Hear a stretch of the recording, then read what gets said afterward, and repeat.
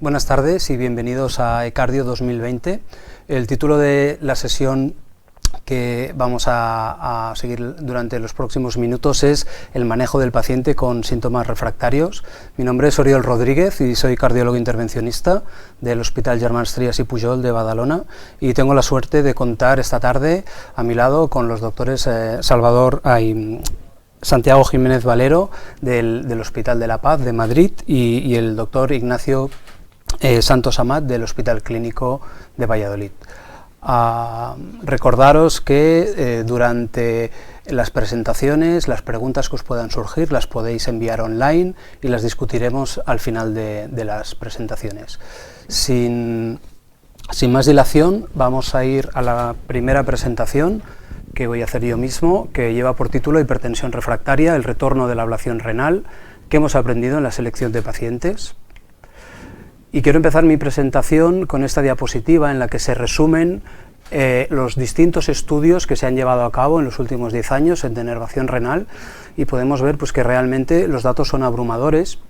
Hay más de 6.000 pacientes incluidos en estudios publicados, con más de 1.000 pacientes que se han incluido en estudios clínicos con un grupo de control en el cual se simulaba la denervación renal. Si bien en cuanto a los términos de eficacia hay algún estudio que ha salido negativo, como comentaremos más adelante, sí que es cierto que en lo que todos los estudios se ponen de acuerdo en que realmente es una técnica muy segura, con una tasa de complicaciones relacionadas con la intervención muy baja. Entonces, en el año 2014, el estudio Simplicity 3 no demostró una mayor eficacia de la denervación frente al control, en el control de la presión arterial en pacientes con hipertensión arterial refractaria, y en ese momento pues parecía que podía ser el final de esta técnica.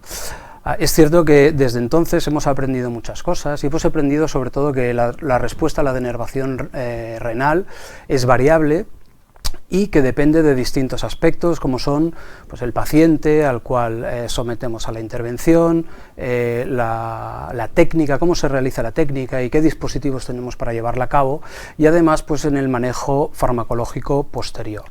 Desde el año 2014 tenemos datos de 3 estudios publicados, el Spiral On-Med, el Spiral Off-Med y el Radiance Solo, con distintos dispositivos para el tratamiento de denervación renal, y todos ellos son congruentes como prueba de concepto que realmente la denervación renal es más eficaz que no hacer nada para la mejoría de las cifras de presión arterial. Y esta diapositiva resume la mejoría o el cambio que se observó en las cifras de presión arterial en estos 3 estudios en comparación con el estudio Simplicity, y lo que llama mucho la atención es cómo en el estudio Simplicity el brazo control pues realmente tuvo una mejoría en las cifras de presión arterial que son difícilmente justificables y que probablemente es lo que explica que este estudio diera un resultado negativo. Hemos aprendido también a nivel de cómo realizar la técnica, y esta imagen es de un estudio muy interesante que ha publicado recientemente Arturo García Tuchart, en el cual hace un estudio de la anatomía del plexo nervioso simpático a través de las arterias renales, y hemos aprendido pues, que realmente hay arterias renales accesorias que están muy inervadas y que realmente pues parece que es importante aplicar el tratamiento en estas arterias, y hemos visto también que el plexo nervioso pues confluye más a nivel de las ramas antes que en el tronco. Inicialmente se recomendaba el tratamiento principalmente a nivel del tronco, y a día de hoy, como veremos más adelante, este tratamiento pues se recomienda que no solo se realice en el tronco, sino que se realice también en las ramas de la arteria renal. Hemos aprendido también que es importante que la radiofrecuencia, que el tratamiento se aplique en los 4 cuadrantes de la circunferencia de la arteria renal, para así asegurar pues, que realmente el daño que queremos causar en las fibras nerviosas se produce de forma homogénea. Y un subanálisis del estudio Simplicity 3 pues ya nos muestra cómo realmente la mejoría en las cifras de presión arterial se correlaciona con la presencia de ablación en estos 4 cuadrantes y, a poder ser, en las 2 arterias renales. Como comentábamos, hemos aprendido también que es importante tratar las ramas y no solo el tronco. y este es un estudio muy elegante en el cual pues, se demuestra que realmente el tratamiento de tronco y ramas bilateral se asocia a una mayor disminución de niveles circulantes de noradrenalina, cosa que además sabemos que se correlaciona con las cifras de presión arterial. Además, hemos tenido una importante mejoría a nivel del dispositivo. Inicialmente teníamos un catéter monopolar, el catéter Simplicity Flex, que por cada aplicación de radiofrecuencia únicamente conseguíamos pues, tratar un punto y las aplicaciones de radiofrecuencia duraban 120 segundos. Este nuevo dispositivo es mucho más fácil de utilizar, un perfil más seguro, permite tratar 4 puntos a la vez asegurando la aplicación en los 4 cuadrantes de la circunferencia, y además el tiempo de liberación de la energía se ha reducido de 120 a 60 segundos. Es importante también que nos permite tratar vasos de un diámetro menor, hasta 3 milímetros, con lo cual es más fácil el tratamiento de estas ramas accesorias que muchas veces tienen un diámetro reducido. Esta es una diapositiva en la cual se resumen 2 procedimientos, uno realizado en el año 2012 y otro en el año 2019, la primera con el catéter Flex y la segunda con el catéter Spiral, y como podéis observar, pues realmente la utilización del nuevo catéter comporta una disminución en el tiempo de procedimiento, una disminución muy importante en el tiempo de escopia, muchísimo menos contraste y la posibilidad de administrar muchos más puntos de ablación, y no solo en el tronco, sino también en las ramas de la arteria renal. Entonces, recientemente se han comunicado los datos del seguimiento a 3 años del registro Global Simplicity. Este es un registro de la vida real en el cual se han incluido pacientes tratados con denervación renal en todo el mundo, y vemos que a los 3 años de seguimiento pues, y de forma sostenida pues hay una mejoría respecto a la situación basal, no solo en las cifras de presión arterial sistólica, sino también en la consulta, sino también en las cifras de presión arterial en la monitorización de 24 horas. Y esta disminución en la consulta pues, de hasta 16 milímetros de mercurio, pues realmente sabemos que esto tiene una traducción en cuanto a una disminución del riesgo de eventos, y este es ya un estudio publicado en el Lancet, donde lo que nos mostraba es que realmente una disminución de 10 milímetros de mercurio en las cifras de presión arterial sistólica conlleva una disminución del 20% en el riesgo relativo de eventos cardiovasculares mayores y del 13% en el riesgo relativo de mortalidad por todas las causas, con una disminución de casi un 30% de insuficiencia cardíaca, de ictus y de más de un 15% de enfermedad arterial coronaria. Además, los datos de este registro global nos han demostrado que esta mejoría se obtiene en los distintos subgrupos de riesgo, no solo en pacientes que tienen hipertensión resistente, sino también en pacientes de más de 65 años, diabéticos, en pacientes que tienen hipertensión sistólica aislada, enfermedad renal crónica o fibrilación auricular. Este es el estudio que probablemente va a venir a cambiar la percepción que tenemos de la técnica en el tratamiento de la hipertensión. Es el estudio pivotal Spiral. Este es un estudio aleatorizado con un grupo control en el cual se simula la denervación renal y en el cual se han incluido pacientes hipertensos moderados sin tratamiento farmacológico. Y estos pacientes eran aleatorizados bien a denervación, bien a simulación de la denervación. Y el objetivo primario se medía a los 3 meses y era un objetivo de eficacia, de mejor control de las cifras de presión arterial. Ya los datos preliminares ya fueron publicados en Lancet en el año 2017 y con 80 pacientes mostraron de forma significativa un mejor control de las cifras de presión arterial en el grupo tratado. El mes próximo, en el Congreso del ACC, pues se van a presentar los resultados de este estudio y probablemente tendremos una respuesta definitiva a qué papel puede jugar esta técnica en el tratamiento de los pacientes hipertensos. Y si especulamos un poquito hacia dónde podemos ir, pues estos son los números de la hipertensión. Más o menos de todos los hipertensos sabemos que un 30% no reciben ningún tratamiento, que un 35% reciben tratamiento y están bien controlados, y que un 35% están tratados pero de forma subóptima. Y de estos, más o menos, hasta un 10% pueden ser catalogados de hipertensión resistente, o sea, pacientes con un tratamiento optimizado con más de 3 fármacos y que no se consigue un buen control, y estos serían los pacientes que podrían ser tributarios denervación a día de hoy, sobre todo con la fuerza que puede dar los datos del registro global, pero siempre teniendo en cuenta que hay un estudio como el Simplicity 3 que fue negativo. Los pacientes incluidos en el estudio pivotal y en el estudio ONMED, de los cuales tendremos resultados próximamente, pues cubren de forma completa el espectro de pacientes hipertensos, con lo cual se pueden plantear nuevos escenarios de tratamiento para la denervación, como pueden ser pues, pacientes que tengan un perfil de alto riesgo, pacientes que tengan una mala adherencia al tratamiento y esto no les permita tener un buen control, o bien incluso pues, pacientes que su elección sea someterse a denervación renal antes que seguir un tratamiento farmacológico de por vida.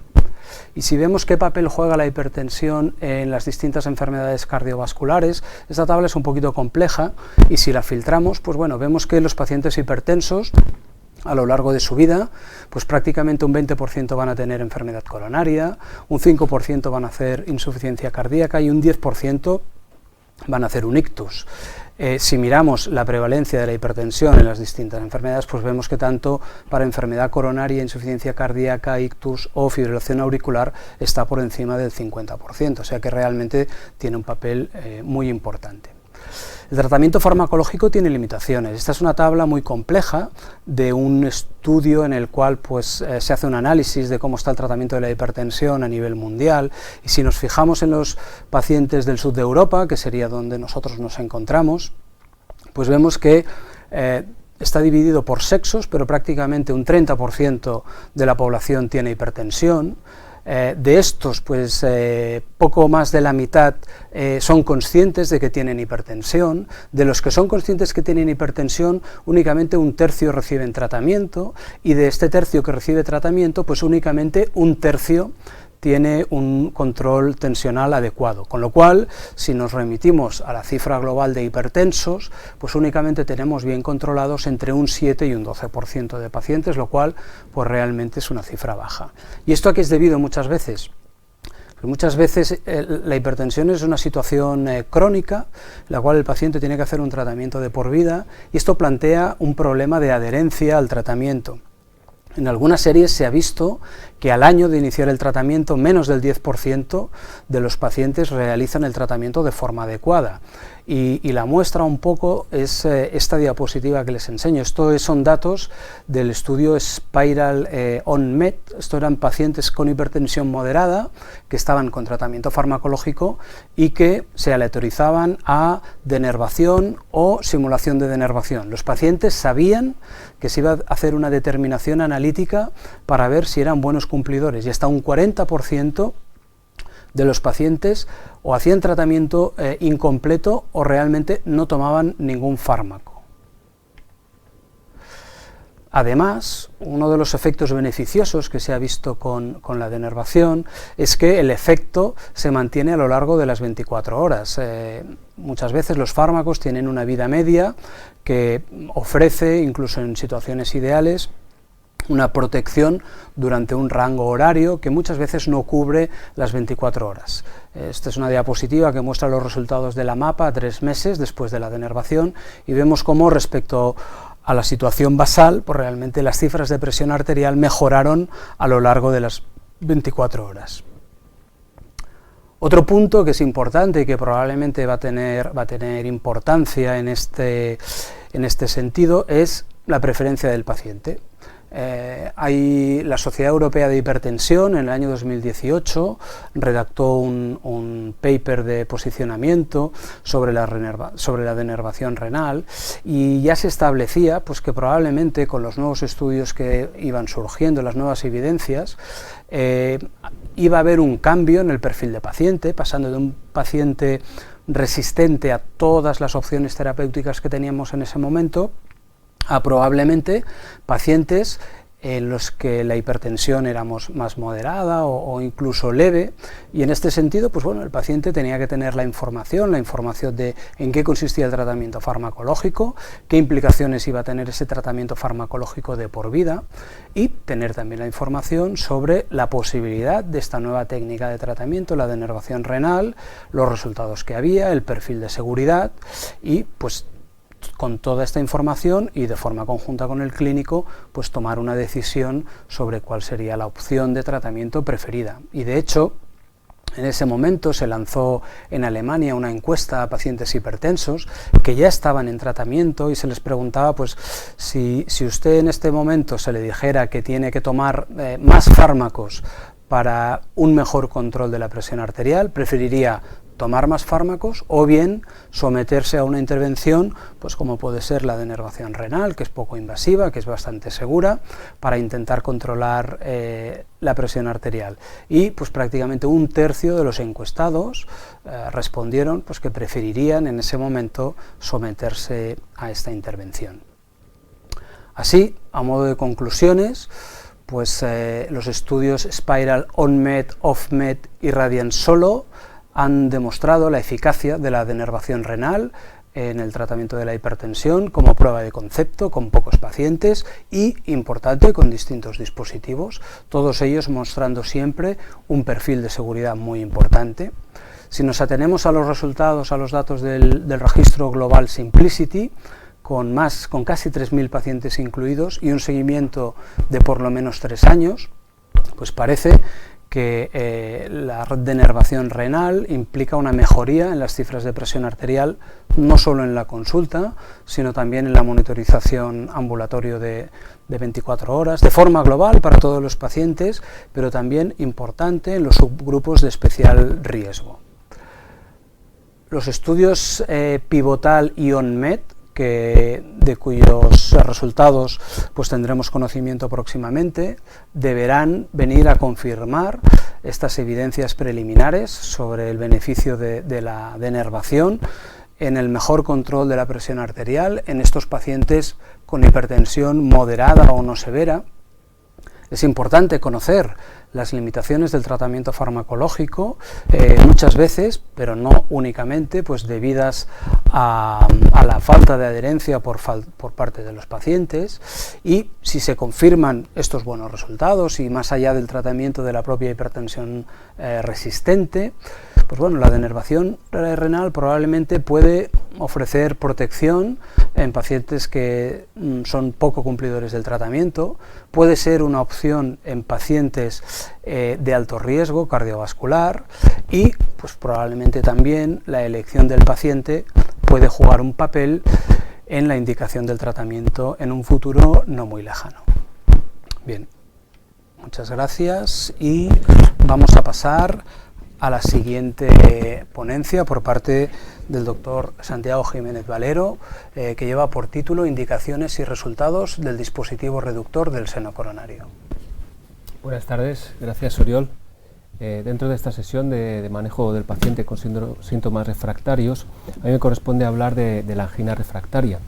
Y lo primero que vamos a hacer es un poco entrar de forma general en su definición. ¿Cómo definimos angina refractaria? Pues sería aquella angina crónica, que por consenso se pone un límite de 3 meses, debido a una isquemia miocárdica reversible y que no se consigue controlar a pesar de un tratamiento médico óptimo y de agotar las opciones de revascularización, ya sea percutánea o quirúrgica. Eso supone 2 aspectos importantes. Primero, tenemos que tener una evidencia demostrada de que los síntomas del paciente están en relación con isquemia miocárdica y, en segundo lugar, debemos haber agotado todas las opciones disponibles de revascularización. Y eso en algunas situaciones no es posible por diferentes causas, bien causas clínicas, sobre todo comorbilidades del paciente o un elevado riesgo quirúrgico, o bien por causas derivadas de la propia anatomía coronaria, como enfermedad coronaria difusa, lechos distales difusamente enfermos de calibre fino, y eso involucra un nicho muy amplio de anatomías coronarias que van, como digo, desde las coronarias epicárdicas sin lesiones en la angina microvascular hasta enfermos con una enfermedad coronaria de muy larga evolución, con múltiples intervenciones percutáneas, quirúrgicas previas, etc. Y estos contextos no son infrecuentes. Se estima que en torno al 5 o 10% de los pacientes a los que realizamos una coronariografía pues no les podemos aportar opciones claras de revascularización. La incidencia de esta enfermedad es elevada. Se estima que en torno a 50.000 pacientes al año desarrollan o presentan angina refractaria en Europa y su prevalencia continúa en aumento. en primer lugar por el envejecimiento de la población y en segundo lugar probablemente también por la mejoría del pronóstico de la cardiopatía isquémica, tanto de la cardiopatía isquémica aguda como de la cardiopatía isquémica crónica. Si bien las primeras series de los años 90 que seguían la evolución de los pacientes con angina refractaria mostraban que era una enfermedad de mal pronóstico, series más recientes como este registro europeo pues nos demuestran que en un seguimiento de 10 años prácticamente el 70% de los pacientes continúan vivos y los propios autores nos recomiendan que nuestros objetivos deben ser controlar la angina y mejorar la calidad de vida. No debemos olvidar que en el manejo de estos pacientes, aunque hoy hablemos sobre todo de un nuevo dispositivo, tenemos una gran pirámide de recursos que debemos utilizar siempre y no empezar nunca por el vértice de la pirámide. Por tanto, no debemos olvidarnos del control de los factores de riesgo, un estilo de vida más saludable, la rehabilitación, los fármacos, emplear el arsenal de fármacos que disponemos, de primera línea, de segunda línea, y finalmente recurrir a otras terapias más complejas y más seleccionadas. De esta pirámide a mí me gustaría recalcar especialmente tres cosas: la rehabilitación cardíaca, el intervencionismo percutáneo sobre oclusiones crónicas y las técnicas o los tratamientos no farmacológicos para el tratamiento de la angina refractaria. En cuanto a la rehabilitación cardíaca, hay evidencia importante sobre su papel en la mejoría de la capacidad funcional, de la carga de angina de los pacientes e incluso de la carga isquémica en las pruebas de imagen, como en este estudio que se realizó con SPECT. Y sin embargo, considero que es una técnica, es una estrategia que se utiliza poco y que quizá deberíamos potenciar más en este grupo de pacientes. En cuanto a la revascularización de oclusiones crónicas, también creo que ha supuesto un salto cualitativo. Hay un grupo de pacientes con oclusiones crónicas complejas que hace pocos años se consideraban no revascularizables, no tenían opción, y sin embargo hoy en día con nuevas técnicas y nuevos materiales, nuevos equipos para la revascularización de oclusiones crónicas se puede conseguir repermeabilizar arterias que hace poco tiempo no se conseguía. Y eso ha demostrado ser muy eficaz en el control de la angina. Por ejemplo, en este estudio aleatorizado, en el que se comparó el tratamiento médico óptimo con o sin intervencionismo sobre oclusiones crónicas, el control de la angina y de los síntomas fue claramente mejor en los pacientes sometidos a intervencionismo que los pacientes que recibieron únicamente tratamiento médico. Y la tercera de las cosas que quería destacar es la utilización de otras terapias no farmacológicas. Estas terapias en las guías previas de angina estable del año 2013 solo se recomendaban dos, realmente que son la contrapulsación externa y las terapias de neuromodulación, especialmente las terapias de estimulación, ya sea transcutánea o estimulación medular, estimulación espinal. Pues bien, a pesar de que las guías las recogían, incluso la contrapulsación externa con una recomendación de grado 2A, son técnicas que, en nuestro medio, siendo realistas, se utilizan muy poco y no dan una alternativa clara para nuestros pacientes. Recientemente estas guías de síndromes coronarios crónicos se han actualizado y nuevamente se contemplan opciones para los pacientes con angina refractaria. Dentro de estas opciones ya se contemplan nuevas alternativas como la terapia con ondas de choque, la terapia génica o la terapia con células progenitoras, además de las terapias que ya conocíamos, y también se incluye esta nueva terapia de la que vamos a hablar ahora, que es la reducción del seno coronario. En cuanto a las recomendaciones que se hacen de estas terapias no farmacológicas, aparte de que se ha rebajado el grado de recomendación de la contrapulsación externa, quizá el cambio más importante es que por primera vez se recoge la recomendación de utilizar el reductor del seno coronario como una alternativa en estos pacientes y además se hace con el mismo grado de recomendación que las terapias que teníamos previamente. Y centrándonos un poco en este dispositivo, es un dispositivo, como ven, similar a un stent, tiene esa morfología típica en reloj de arena y es un stent expandible con balón. Se implanta en el seno coronario, en la parte posterior del corazón. Un breve recordatorio de la anatomía venosa del corazón, porque es importante en la práctica, es que el dispositivo se implantaría a este nivel, con lo cual el mecanismo de acción que vamos a repasar ahora afectaría a las venas tributarias del seno coronario en esta zona, en la zona que procede de la irrigación de la coronaria izquierda. Sin embargo, los vasos venosos, las venas que recogen el drenaje de la coronaria derecha, desembocan directamente en el seno coronario cerca de su desembocadura, con lo cual no se van a ver afectados por el implante del seno coronario. Esto es importante en la práctica porque los pacientes que tengan isquemia derivada únicamente de lesiones o de oclusiones crónicas en la coronaria derecha, pues teóricamente no se beneficiarían de este dispositivo. ¿Y cómo actúa este dispositivo? Pues lo que se piensa, la hipótesis, aunque no es muy conocida, pero parece que el dispositivo, una vez que se implanta, al endotelizarse, pues genera una estenosis en el seno coronario, y esa estenosis produce un gradiente de presión que se transmite proximalmente hacia el territorio venular y hacia el territorio capilar. Esto realmente no es una novedad. La reducción del seno coronario pues la empezó el doctor Claude Beck, que es más conocido quizá por la tríada del taponamiento cardíaco o por otras cosas como la desfibrilación o las primeras fases de la resucitación cardiopulmonar, pero hizo un trabajo muy intenso con esta técnica para intentar revascularizar el corazón. Su hipótesis es que cuando se ligaba de forma parcial el seno coronario, se producía una estenosis, que además él utilizaba un estilete de 3 milímetros para dejar una estenosis residual de esos 3 milímetros, pues asumía que de esa forma iba a frenar el vaciado venoso del corazón, iba a mantener más cantidad de sangre en el corazón, iba a mejorar la perfusión. Hizo múltiples experimentos en animales y después operó a pacientes con buenos resultados, aunque son estudios antiguos de los años 40, 50, y lo que hacía, como digo, era combinar la reducción del seno coronario, que era esta técnica de ligar con un estilete de forma parcial el seno coronario, con diferentes técnicas para mejorar la perfusión, para mejorar la irrigación. Entonces intentaba pues irritar el pericardio con diferentes agentes, con irritación mecánica o incluso hacer plastias con músculo.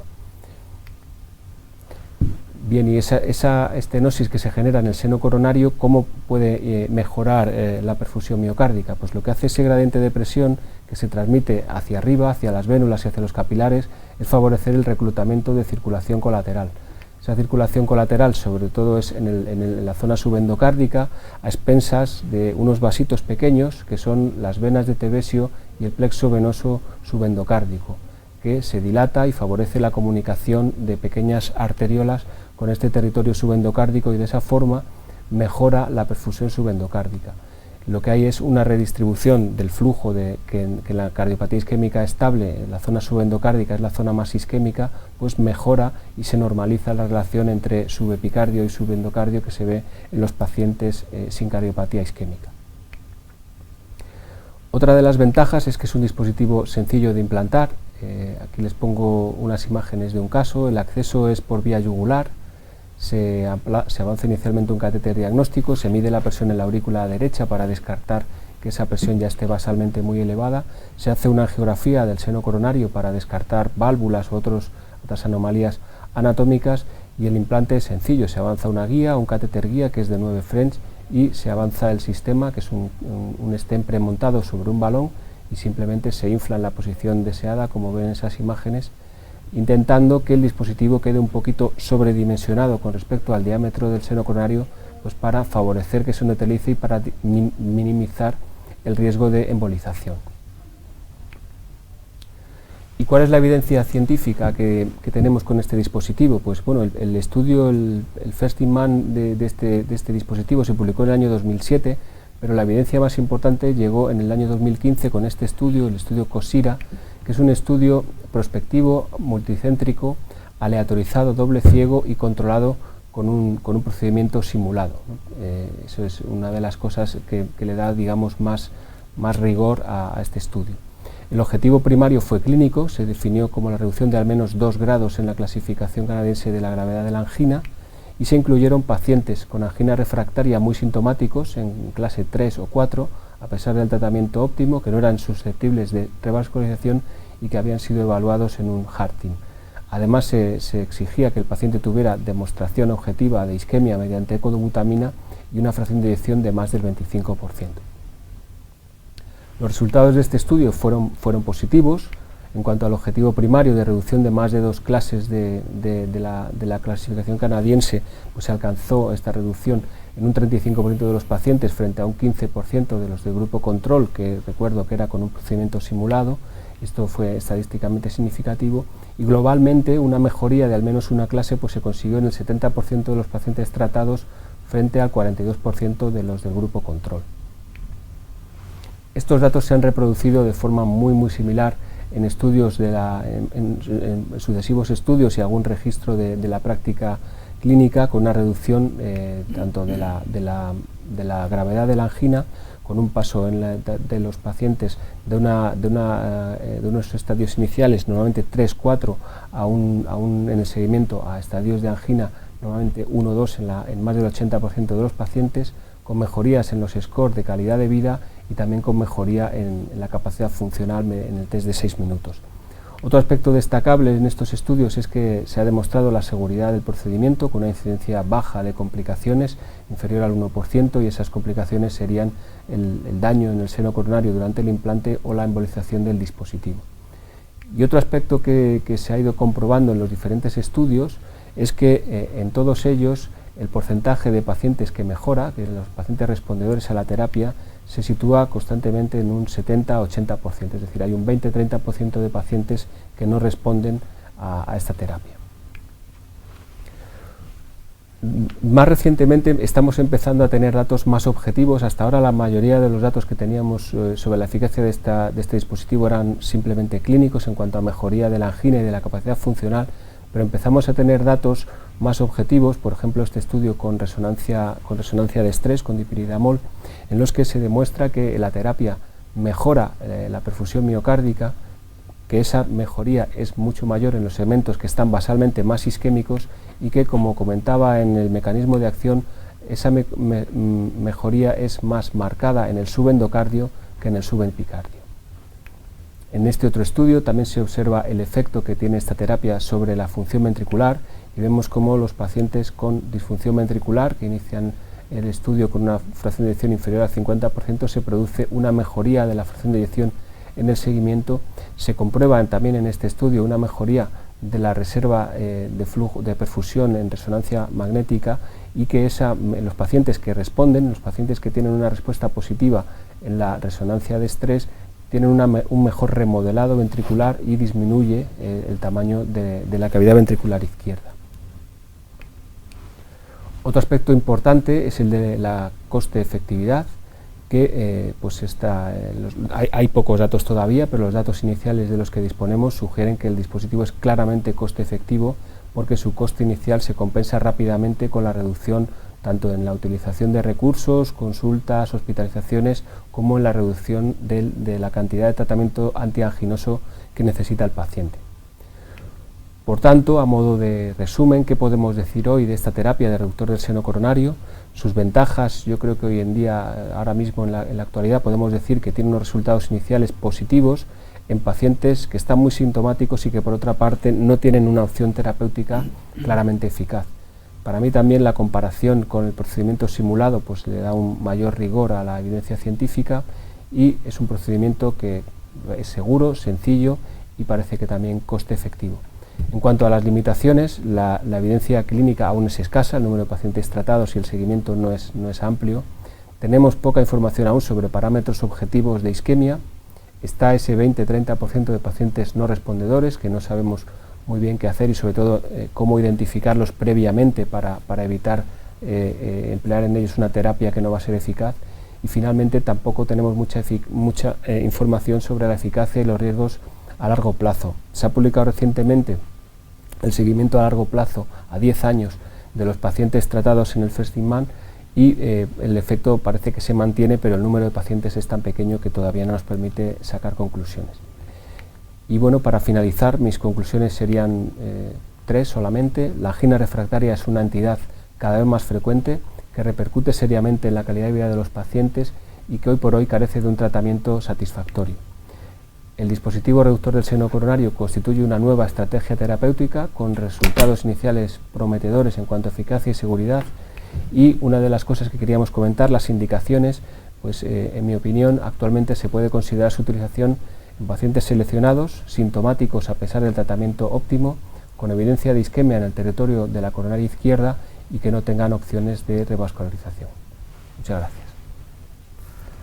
Muy bien, Santiago, muchas gracias por tu excelente revisión, y sin perder más tiempo vamos a pasar a la última ponencia. Creo que vamos bastante bien de tiempo, con lo cual, pues, doctor Amat, puedes ir tranquilo. El título es Dispositivos transcatéter, una opción en la insuficiencia cardíaca crónica refractaria. Cuando quieras. ¿Me puedes pasar? Ay, perdón. Sí. Muchas gracias. Bueno, oyéndonos habrá gente que se pregunte qué hacen 3 cardiólogos intervencionistas hablando del tratamiento de la hipertensión arterial, del Angor, de la disnea. Es una pregunta razonable, pero también es razonable pensar que probablemente este perfil de pacientes son los que más se benefician de lo poco o mucho que les podamos aportar, porque al decir refractarios estamos hablando de pacientes que están desesperados. Podemos pensar en un paciente con una artrosis de rodilla que lo que él quiere no es que le alarguen la vida, es que le quiten el dolor de rodilla. Estamos hablando de lo mismo, pero a nivel del corazón. La insuficiencia cardíaca refractaria se enmarca en el contexto de un síndrome, que es la insuficiencia cardíaca, a la cual conducen múltiples patologías y que afecta a una amplia proporción de la población. Muchos vamos a acabar desarrollando insuficiencia cardíaca a lo largo de nuestra vida. Hay muchos nuevos casos al año, cada vez tratamos mejor el infarto, cada vez tratamos mejor muchas patologías, y eso hace que sobrevivan, y este subgrupo de población que padece insuficiencia cardíaca avanzada no para de crecer. Y también supone un alto consumo de recursos en el sistema sanitario, fundamentalmente no de intervenciones, sino de reingresos. Tienen una tasa de hospitalizaciones, además en situación grave, como el edema agudo de pulmón, que es muy elevada, como pueden ver en la diapositiva. Además son pacientes que no es que tengan un síndrome estable, sino que tienen claramente un deterioro progresivo. Tienen pérdida en su calidad de vida, cada vez más reingresos, y todo esto pues conlleva un alto coste, ya decía, como para el sistema, pero también para los pacientes. Es de interés esta presentación porque el número de alternativas terapéuticas, como es lógico al hablar de un segmento de población tan amplio, incipientes, está creciendo de una manera importante. El año pasado publicábamos este artículo en el que revisábamos algunas de estas terapias, muchas de ellas con pocas evidencias, pero que no paran de indagar en posibilidades terapéuticas para este grupo de pacientes. Una de esas alternativas eran los dispositivos de shunt interauricular para descargar la aurícula izquierda. Otra eran los dispositivos que permiten un remodelado, una transformación de la morfología del ventrículo izquierdo, especialmente en pacientes con grandes infartos, con secuelas de grandes infartos.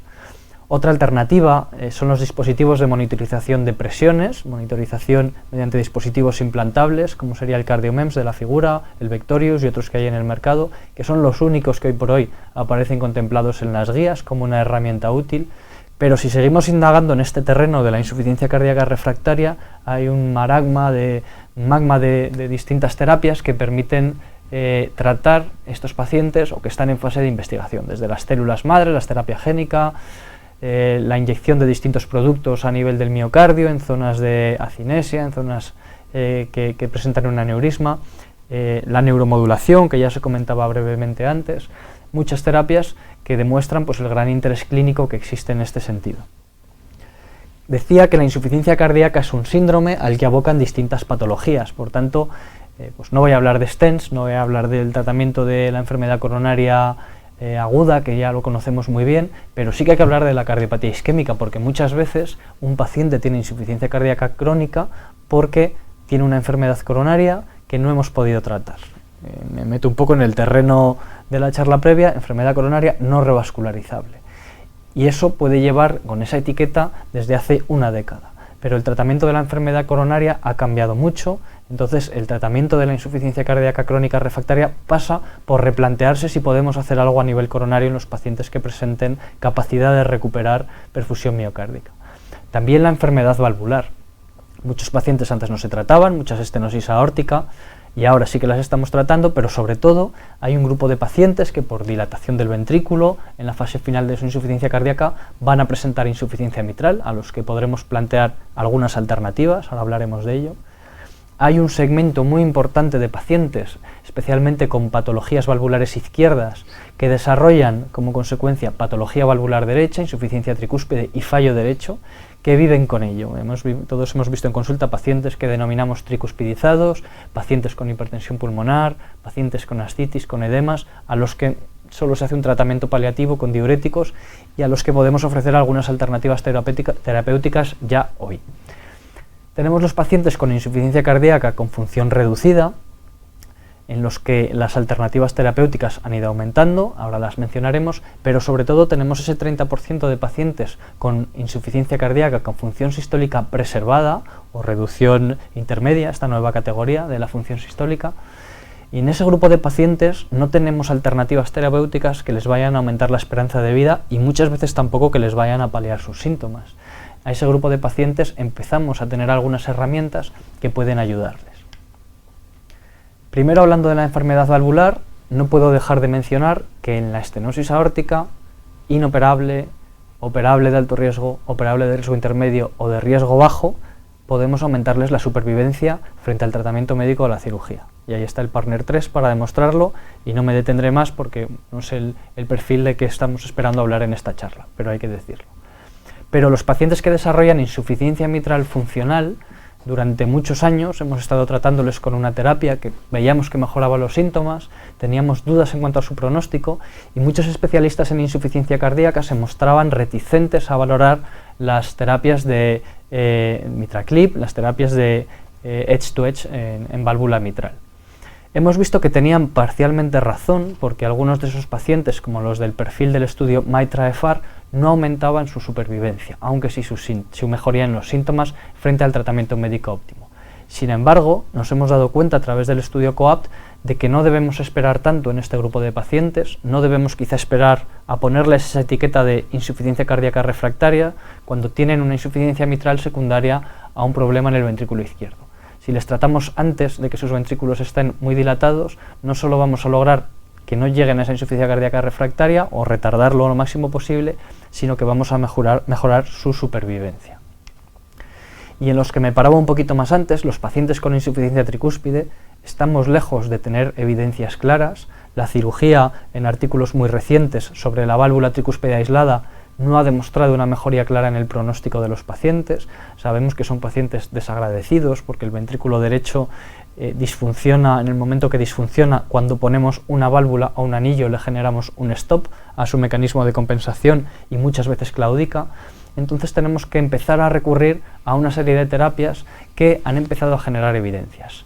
Terapias de clipado de los velos tricúspides, técnicas bicava o incluso prótesis ortotópicas percutáneas que están en fase de investigación. En fase de investigación, pero que sí que han demostrado mejoría funcional en estos pacientes.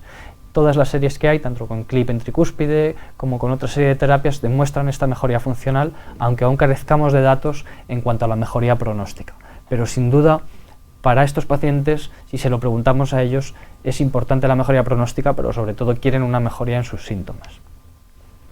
Y si volvemos a la imagen inicial, hablaba de los pacientes con cardiopatía isquémica, que es un poquito difícil de separarlos de los que tienen insuficiencia cardíaca refractaria, porque es la causa más común de que se encuentren en esa situación. ¿Qué va a ocurrir en estos pacientes? Pues lo que ocurre es que tenemos una serie de herramientas percutáneas que nos van a permitir tratar enfermedad coronaria que antes no nos atrevíamos a tratar porque sabíamos que iba mal. Sabíamos que iba mal porque al estar en un estadio tan avanzado de su disfunción ventricular, su insuficiencia cardíaca, no toleraban los procedimientos. Hoy por hoy tenemos distintos dispositivos de soporte ventricular y de soporte circulatorio como la ECMO que nos permiten tratar a estos pacientes. Pacientes que muchas veces son jóvenes, como el que pongo en el ejemplo, que llegan en una situación de shock cardiogénico con 56 años, que necesitamos administrarles inotrópicos, soporte vasopresor y que nos encontramos con una enfermedad coronaria muy severa. En este tipo de pacientes, si conseguimos tratarlos en la fase aguda sin ningún tipo de soporte, que habrá que verlo porque tienen una alta mortalidad en esa fase, muchas veces nos vamos a encontrar pues, con pérdidas de vasos principales, con infartos periprocedimiento y a largo plazo con una insuficiencia cardíaca refractaria. Sin embargo, podemos plantearnos la opción C de estas tres que se plantean cuando uno afronta un paciente como este, que sería implantarles un dispositivo de soporte que nos permita ofrecerles una revascularización completa en la fase aguda para minimizar el tamaño del infarto. Estos pacientes ya están en insuficiencia cardíaca aguda y si no hacemos esto probablemente acaben en una insuficiencia cardíaca crónica refractaria o en un exitus. Por lo tanto, esto también ha cambiado el manejo de la insuficiencia cardíaca. En este caso se implantó un dispositivo de soporte ventricular, se realizó revascularización completa y el paciente después de un ingreso complejo pudo ser dado de alta. hablábamos de los pacientes con insuficiencia cardíaca preservada, insuficiencia cardíaca reducida, pero a veces es una clasificación un poco artificial.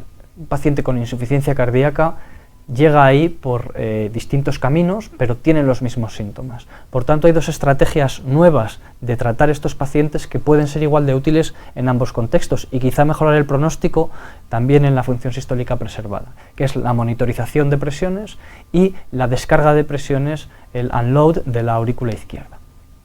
¿Por qué esto puede ser útil en estos pacientes? Pues puede ser útil porque sabemos que cuando los pacientes con insuficiencia cardíaca presentan un precipitante, esto condiciona una congestión que lo que acaba produciendo es un aumento de la presión en la aurícula izquierda, que se traduce a través de las venas pulmonares en la congestión pulmonar y muchas veces en una hospitalización. Y cuando estos pacientes hospitalizan, esta gráfica es muy clásica, todos la conocemos, nunca salen igual de cada ingreso. Su esperanza de vida se reduce cada vez que ingresan y no llegan a la situación basal que tenían previamente. Esta es la curva natural de esta enfermedad. Lo que buscamos con estas nuevas terapias de monitorización de presiones o control de presiones en la aurícula izquierda es que esta curva no se produzca o que se produzca de una forma mucho más lenta. Una de las estrategias que podemos aplicar son los cardiomems, como ya comentábamos, son dispositivos que se implantan en la arteria pulmonar sin necesidad de puertos de salida, de drives, como sería una asistencia ventricular, y que se puede monitorizar las presiones desde fuera.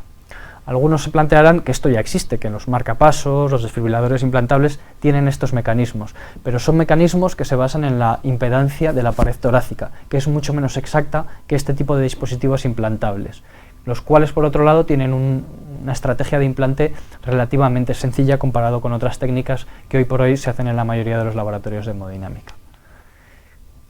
A través del estudio Champion lo que pudimos ver es que con cardiomems los pacientes a los que se monitorizaba las presiones y se ajustaba la dosis de diuréticos en función de las subidas de presión en pulmonar, lográbamos una reducción en sus reingresos. Además, cuando el dispositivo se aprobó y se empezó a extender en la práctica clínica, vemos que la eficacia era incluso superior cuando se utilizaba de forma libre en la práctica clínica. En nuestro medio la verdad es que están poco extendidos, se empiezan a utilizar, pero están en las guías, es una recomendación que existe y nos puede ayudar enormemente a tratar a estos pacientes. Y sí, podemos monitorizar presiones y tratarlas con diuréticos, pero ¿por qué no descomprimir directamente la aurícula izquierda cuando los pacientes llegan a una situación a punto de descompensarse, de hacer un edema agudo de pulmón? Y con esta idea se diseñó un dispositivo, hay varios ahora mismo en el mercado, todos ellos en fase de análisis, que lo que creaba era un shunt en el septo interauricular. Este es el dispositivo V-Wave, que permitía una descarga de flujo desde la aurícula izquierda a la derecha. Por supuesto, este tipo de terapias solo se pueden aplicar en pacientes que tengan insuficiencia cardíaca izquierda aislada, o por lo menos que tengan una función de ventrículo derecho no severamente deprimida, ni una hipertensión pulmonar muy severa. ¿Qué hemos conseguido con este tipo de dispositivos? Bueno, la información que hay es de estudios de uso compasivo y del First in Man, que se desarrolló en parte en España, y vemos que los pacientes tenían una clara mejoría en la clase funcional. Ven que la mayoría, como los del Champion, estaban en clase funcional 3-4 y en el seguimiento a los meses siguientes 3/4 partes ya estaban en clase 2 o menos. Vemos también que las escalas de calidad de vida que reflejaban los pacientes tenían una muy importante mejoría y que en el test de los 6 minutos también había una mejoría importante. Claro, la pregunta inevitable es ¿y qué pasa con la mortalidad? En cuanto a la mortalidad, de momento tenemos datos indirectos. Esta gráfica refleja los pacientes del Champion. Ahí vemos las barras azules, que serían los pacientes del Champion en los que no se aplicaba monitorización de presiones, los pacientes del Champion en morado en los que se monitorizaban presiones y se ajustaban fármacos, y los pacientes tratados con descompresión de la aurícula izquierda con este tipo de dispositivos, que no son del mismo estudio, pero tenían los mismos criterios de inclusión, y vemos que tienen menos tasa de hospitalizaciones y menos tasas de mortalidad. Ya sé que esto es un dato muy indirecto, por supuesto esto hay que explorarlo, y uno de los estudios que está en marcha es un estudio complejo, que es el Relief Heart Failure Study, que pretende aleatorizar más de 400 pacientes a implante de uno de estos dispositivos de shunt interauricular frente a terapia médica óptima, pero en ese brazo de terapia médica óptima será un sham procedure, igual que en los estudios de denervación renal, para comparar sus resultados. En este estudio ya estamos reclutando de una manera avanzada, y esperamos tener resultados a lo largo de los próximos 2 años y sin duda puede cambiar el planteamiento en estos pacientes si demuestra cambios en mortalidad.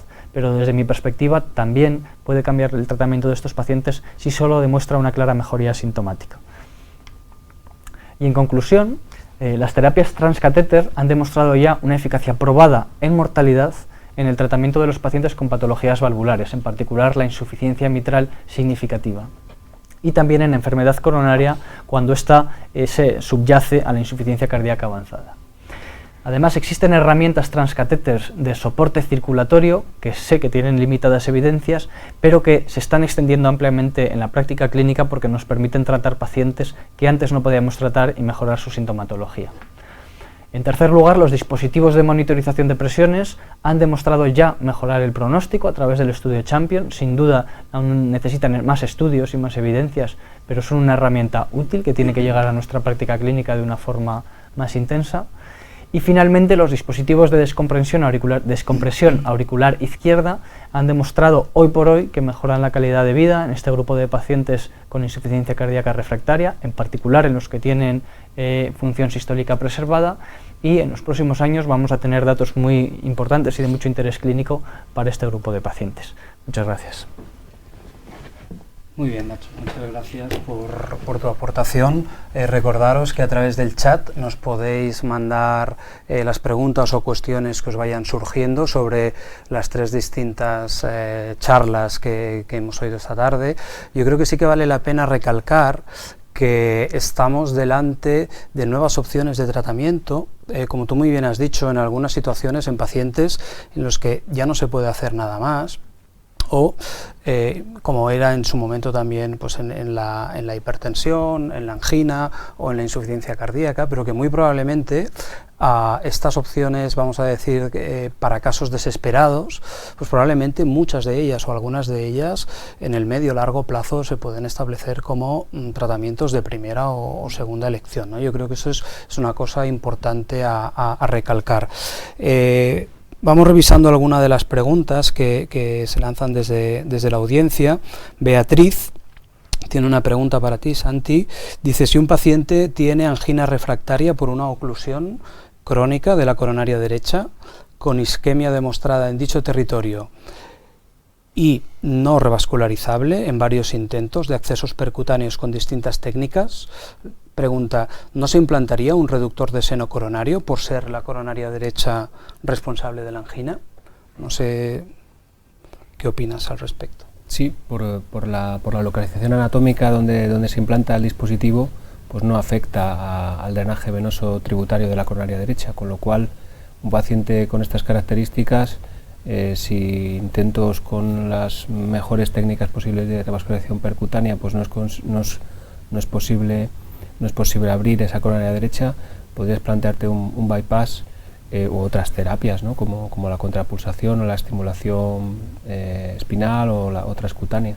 Pero el dispositivo reductor del seno coronario, específicamente en los criterios de selección, la isquemia aislada de la coronaria derecha pues no se considera un buen candidato. Sí, incluso quizá en este sentido, en estos pacientes, podría merecer la pena remitir al paciente a un centro de alta especialización en tratamiento de oclusiones, ¿no? A veces la tasa de éxito está muy en relación a la experiencia de los operadores, y realmente hay oclusiones que son muy complejas, pero que en manos adecuadas pues es lo que comentaba yo también en la ponencia, ¿no? que el tema de las oclusiones crónicas pues afortunadamente ha cambiado mucho. Todavía muchas veces se habla de oclusión crónica como algo ya imposible, abandonado y demás, y es verdad que hay pacientes que hace 10 años no eran revascularizables percutáneamente y ahora sí, porque tenemos más experiencia, mejores operadores, mejores materiales, mejores procedimientos, y lo que tú comentas, en manos expertas quedan pocas oclusiones que no se puedan abrir. Sí. Nuestro campo no ha parado de crecer, y igual que es mejor que un cirujano se centre más en el síndrome aórtico, otro en la endocarditis, probablemente los intervencionistas tenemos que superespecializarnos todavía más para poder dar una mejor respuesta a este perfil de pacientes, yo creo. Completamente de acuerdo. Yo te quería hacer una pregunta respecto a las opciones que da el reductor del seno coronario, porque en el estudio COSIRA los pacientes que se aleatorizaron o que se incluyeron eran pacientes que tenían enfermedad arterial coronaria, no revascularizable. Es cierto que hay algunos datos en pacientes que no presentan estenosis en las arterias epicárdicas, pero que tienen demostración de isquemia, probablemente por una angina microvascular o por una afectación de pequeño vaso. No sé si nos puedes hacer algún comentario al respecto, tu opinión. Es lo que has comentado, hay poca información. Fisiopatológicamente debe funcionar, o sea, el mecanismo de acción a nivel venular, capilar, puede funcionar perfectamente en los pacientes con enfermedad microvascular. Es verdad que hay una serie pequeñita, pero que se ha estudiado con resonancia magnética y los resultados son muy parecidos a los que se obtienen en pacientes con enfermedad coronaria crónica, y yo creo que es un nicho de pacientes que se debe seguir investigando, porque el tratamiento farmacológico es muy limitado en estos pacientes. Son pacientes además que suelen ser muy sintomáticos, con síntomas muy recurrentes, a veces se llevan muchas visitas a urgencias, muchos cateterismos, y si podemos encontrar una alternativa que funcione, pues sería muy interesante. Yo creo que el reductor del seno coronario puede ser una buena opción en estos pacientes. Muy bien. Marta tiene una pregunta para el doctor Amat. Dice, ¿qué porcentaje de complicaciones periprocedimiento tiene la implantación del B-Wave y qué datos existen sobre su seguridad? Bueno, sobre el estudio randomizado, pues todavía no hay datos. En principio la técnica tiene todas las complicaciones que tiene una técnica que implica punción venosa femoral con 12 French y punción transeptal, más los riesgos de embolización de dispositivo. Podemos hacer una analogía con otras técnicas, por ejemplo el cierre de orejuela o cierres de cías. Sabemos que la tasa de complicaciones es baja, pero habrá que ver datos. En el estudio que hay con los casos de uso compasivo, hay un caso de taponamiento y creo que es la única complicación importante. Creo que hay también una complicación vascular de un total de unos 40 pacientes. Esa es la tasa que hay, que es razonable comparando con nuestras técnicas, y me parece una pregunta muy apropiada, porque al final todo lo que estamos planteando son alternativas a tratamientos médicos. Entonces hablamos mucho de la eficacia, lo que nos preguntan los clínicos es ¿pero qué riesgo hay? Y los pacientes, claro. Entonces con todas estas técnicas es una pregunta súper apropiada y tenemos que dar respuesta a ella y hacerlas bien. Cuando hablamos de terapias intervencionistas para hipertensión arterial, por ejemplo, no muy grave y demás, tenemos que aportar una seguridad altísima. Y eso... Seguro. Yo te quería preguntar, porque la verdad es que has hecho una revisión, yo creo, excelente y además muy compleja, porque has tocado distintos temas, desde el tratamiento valvular, al soporte en el intervencionismo o en el shock, soporte, vamos a decir, percutáneo, no invasivo, técnicas de monitorización. Entonces yo te quería preguntar sobre el dispositivo de monitorización de la presión pulmonar. En este caso yo creo que tú tienes experiencia con el dispositivo CardioMEMS. Y un poco si nos podrías comentar para ti qué pacientes se podrían beneficiar de este dispositivo, ¿no? ¿Ante qué paciente tú planteas el implante del CardioMEMS? Yo pienso que el perfil de paciente adecuado es el paciente con múltiples reingresos, que cuando ingresan le podemos tratar fácilmente y que se va de alta pronto, ¿no? Es un perfil de paciente, esto es muy relativo y se puede discutir.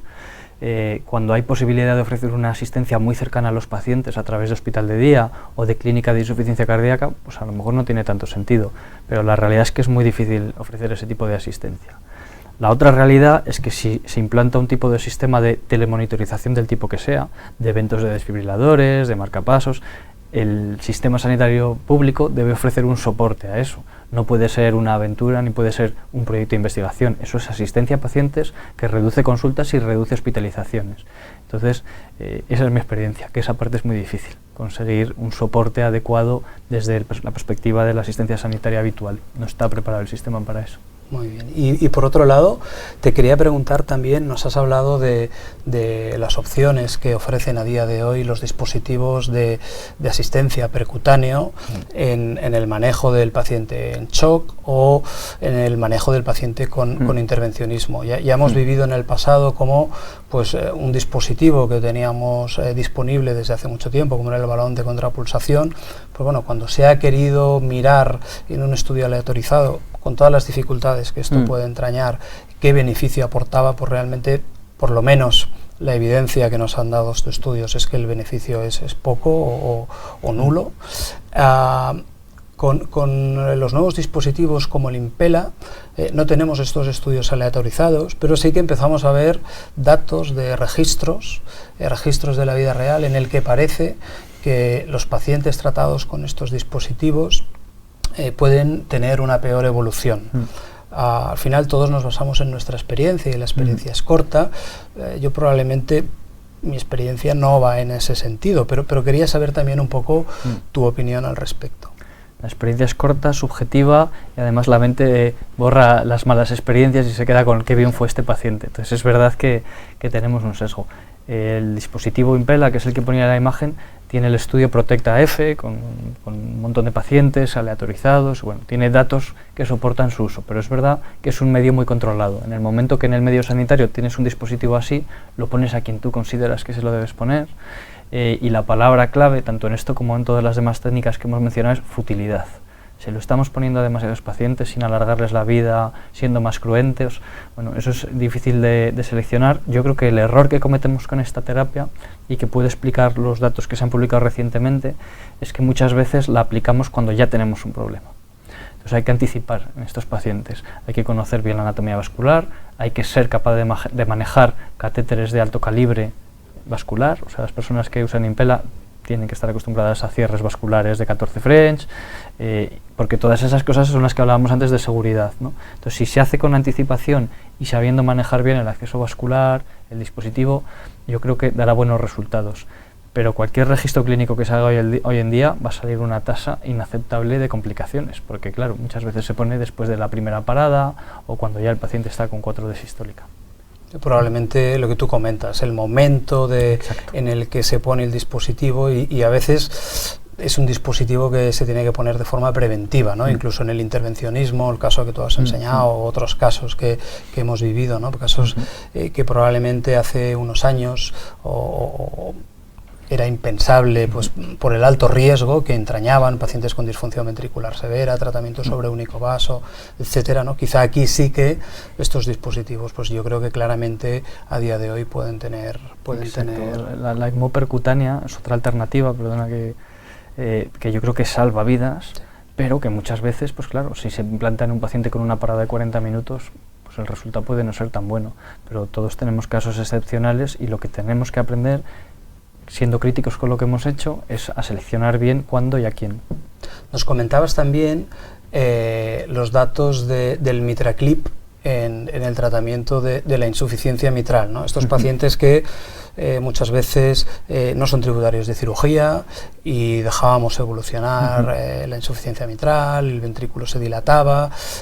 Ha habido estudios que han tenido resultados un poquito dispares, probablemente por incluir a poblaciones distintas. Yo creo que quizá vale la pena que hagas algún comentario al respecto, pues para nuestra audiencia, para intentar quizá aclarar cuál puede ser los pacientes en los que el MitraClip puede ser una opción muy buena de tratamiento y quizá en qué pacientes ya el MitraClip incluso pues llega un poco tarde.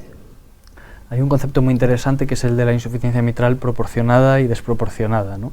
Cuando tenemos un paciente que tiene una insuficiencia mitral desproporcionada para el tamaño de su ventrículo, para su función ventricular, a ese paciente le vamos a aportar mucho. ¿Cómo sabemos esto? Bueno, pues hay que leerse muy bien los estudios COAPT y MITRA-FR porque nos ayudan a definir qué ventrículos han pasado ya de ese momento. Eso no quiere decir que un paciente con una insuficiencia cardíaca avanzada y mucha disfunción ventricular no se vaya a beneficiar de un MitraClip como una terapia que le pueda retrasar el trasplante con sus comorbilidades 1 año, o 1 año y medio, o 2 años, como todos hemos tenido pacientes. Pero es verdad que debemos ser conscientes, nosotros, los médicos que nos remitan a ese paciente y el paciente, de que es una terapia solo paliativa. Mientras que en el otro grupo de pacientes que no tienen tanta disfunción ventricular, que tienen mejores ventrículos, que la IM es desproporcionada, ahí sí vamos a aportar una mejoría pronóstica a esos pacientes. Y nos los tienen que remitir pronto, aunque el paciente esté relativamente bien. Ese es mi mensaje. Muy bien. Tenía otra pregunta para ti, Santi. Nos has hablado de que pues bueno, el reductor del seno coronario es un tratamiento relativamente nuevo y que, como bien has dicho, pues tiene su utilidad en pacientes en los que la isquemia se localiza en el territorio que depende de la coronaria izquierda, pero quizá nos podrías hacer algún comentario sobre qué perfil exactamente de paciente crees tú que son los que más se benefician? O en vuestro centro, ¿cómo hacéis la selección de pacientes? ¿Qué pacientes son los que llegan al implante del reductor de seno coronario? Bueno, las indicaciones las he intentado resumir al final. Las conclusiones son muy parecidas a los pacientes que se incluyeron en el estudio COSIRA. Serían pacientes que después de una valoración en un Heart Team se consideren que no tienen opción de revascularización, que estén muy sintomáticos. En este estudio se exigía clase 3 o 4, quizá tampoco hace falta limitarlo tanto a pacientes tan sintomáticos, pero pacientes que tengan una angina que les limite su calidad de vida, que a pesar del tratamiento no se consiga controlar, y que haya evidencia de isquemia, porque también hay que valorar que en algunos casos se nos remite o valoramos pacientes por angina cuando realmente tienen síntomas relacionados con otras patologías. Entonces es importante que también haya una evidencia objetiva de isquemia. Yo creo que esto está bien que se evalúe por gente con experiencia, que tenga manejo de la angina en general y de otras terapias no farmacológicas, que puede ser el seno coronario o el reductor del seno coronario u otras, ¿no? Pero que no se deje al paciente como un paciente que, como no se puede revascularizar, no tiene otras opciones, porque el tratamiento médico tiene mucho margen, pero también llega un momento en que se queda muy corto, y creo que hay que profundizar en darles otras opciones a los pacientes. Entonces yo diría para estos pacientes, pero en cuanto al reductor del seno coronario, pacientes muy sintomáticos, sin opciones de revascularización, con evidencia de isquemia en el territorio de la coronaria izquierda. ¿Y tú crees que, porque realmente nos has expuesto muy bien las distintas opciones de manejo en estos pacientes, independientemente del reductor de seno coronario, pero sí que parece que son pacientes complejos, en los que hay que utilizar fármacos que muchas veces no estamos adecuados, pues porque no forman parte de nuestro arsenal diario, plantear técnicas alternativas como puede ser la rehabilitación, y parece que tendría mucho sentido quizá que estos pacientes estuvieran agrupados dentro de, vamos a decir, una unidad funcional o un seguimiento clínico por parte de gente especializada en este tipo de problema, ¿no? Totalmente, porque además la angina refractaria se parece mucho a otros síndromes de dolor crónico, y son pacientes pues que ya tienen no solo su angina, sino todas las consecuencias de una enfermedad de mucho tiempo de evolución que no se controla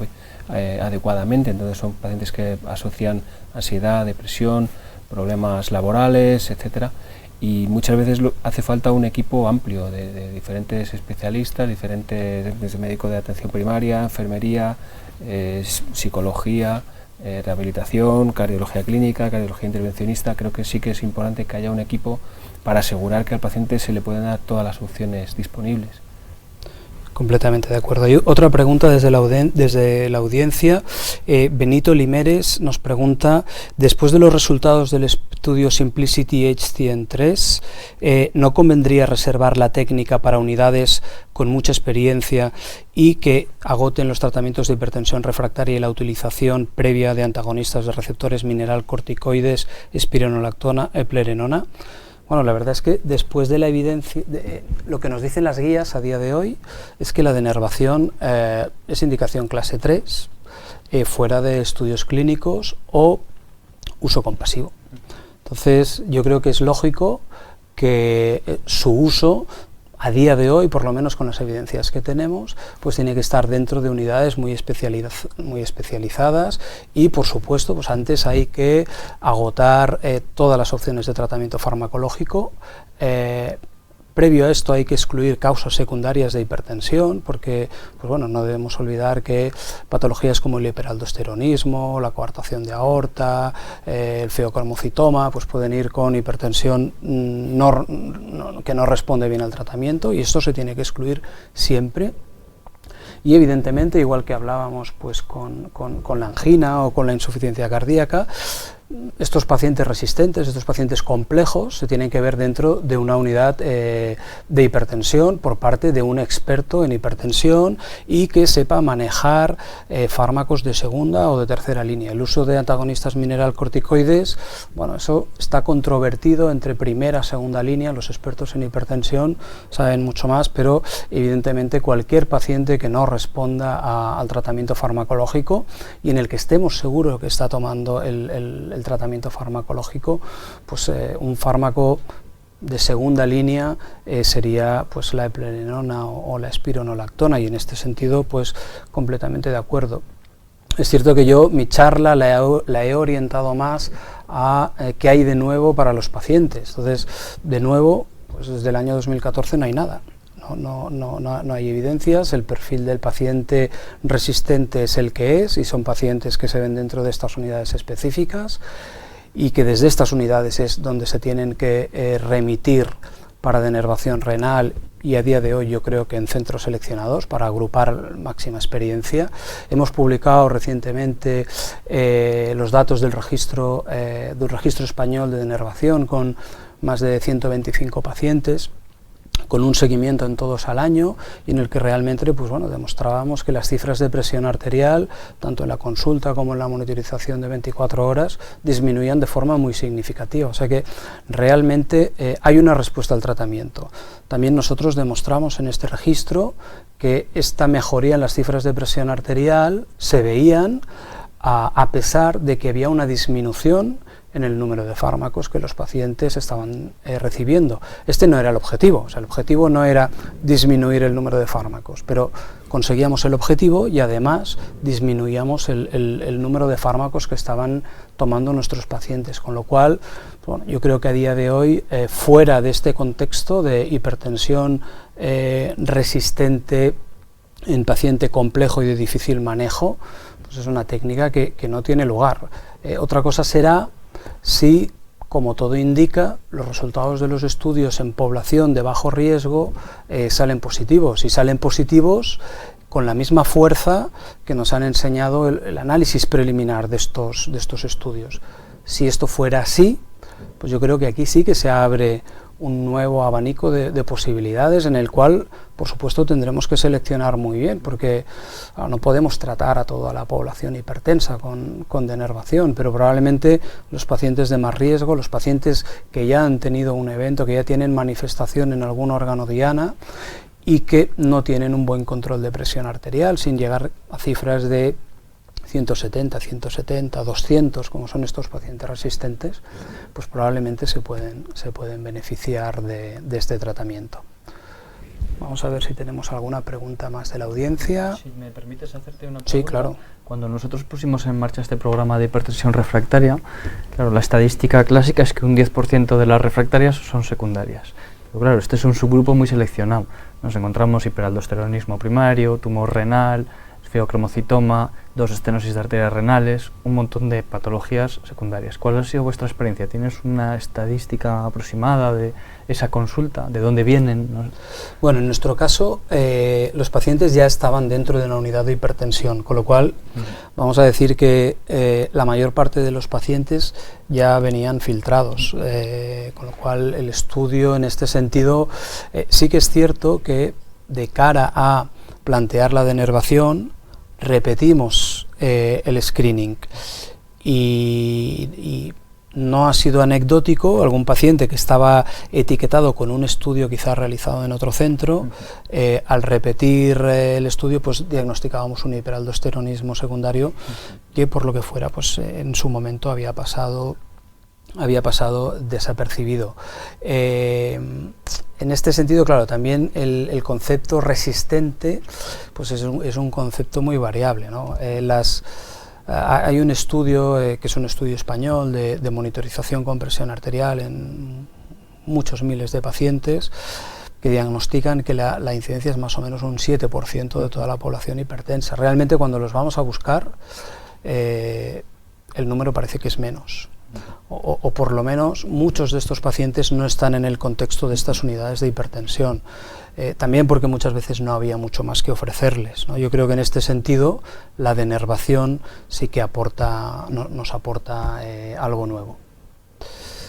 Bueno, muy bien, pues ha llegado la hora de despedirnos. Yo quiero agradecer y felicitar a mis compañeros Santi y Ignacio yo creo que por la calidad y la clarividencia de sus presentaciones. Me despido de todos vosotros, muchas gracias y nos vemos en las siguientes sesiones de Cardio 2020.